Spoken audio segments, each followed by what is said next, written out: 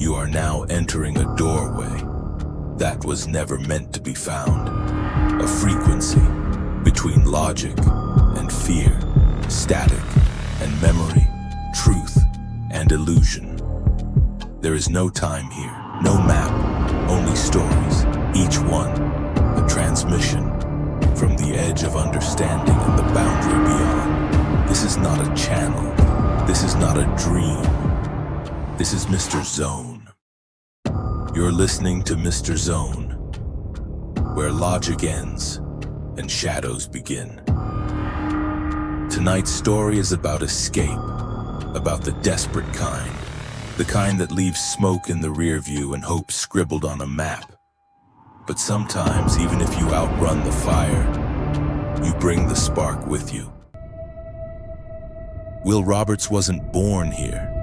Neither was his wife or his daughter. Not that anyone knew that. They didn't look alien. They looked like anyone else in the neighborhood.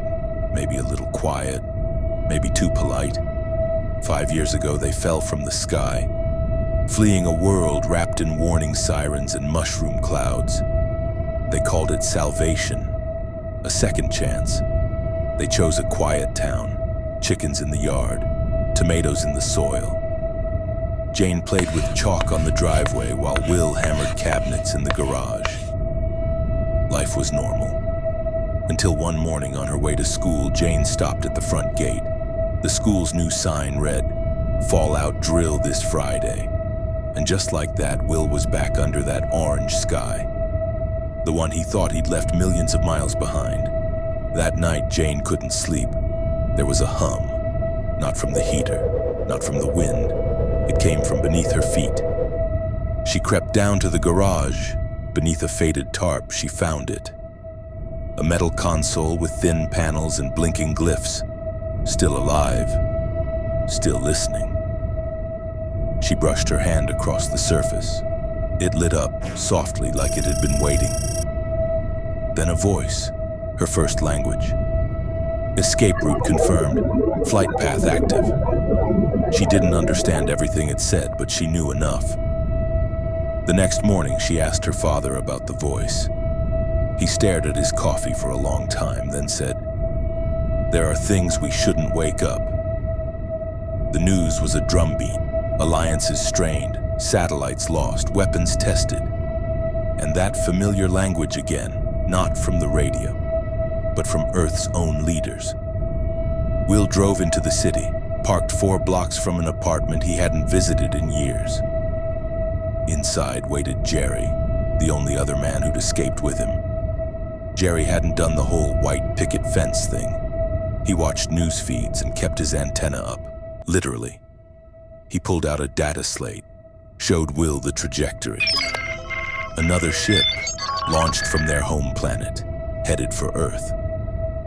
Jerry said, "We weren't the first, and we won't be the last.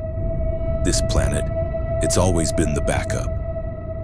Jane started seeing patterns. A protest downtown, same slogans, different alphabet. A neighbor's speech, same fear, different words. At dinner, she asked, "Why do people here act just like the ones we ran from?" No one answered. That night, something exploded on the news. No details, just smoke and sirens. The next morning, someone had tagged their fence, crude spray paint, big letters, "We know." Will scrubbed it clean before Jane woke up, but she'd already seen it, and she didn't look surprised. It came like a meteor, but it wasn't. An arc of fire split the sky just before dawn. It hovered longer than gravity should have allowed.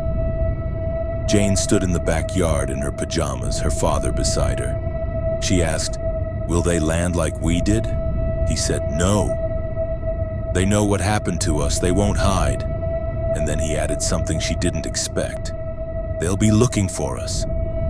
Because this wasn't about survival anymore, this was about unfinished business.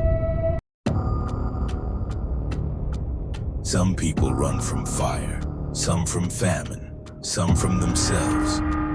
But no matter how far they travel, no matter how many light years lie between where they've been and where they land, There's one truth that echoes across the stars. You can't outrun the war inside you. This has been Mr. Zone, and if you look up one night and see something new breaking through the clouds, ask yourself, what did it run from? And what will it do when it finds you?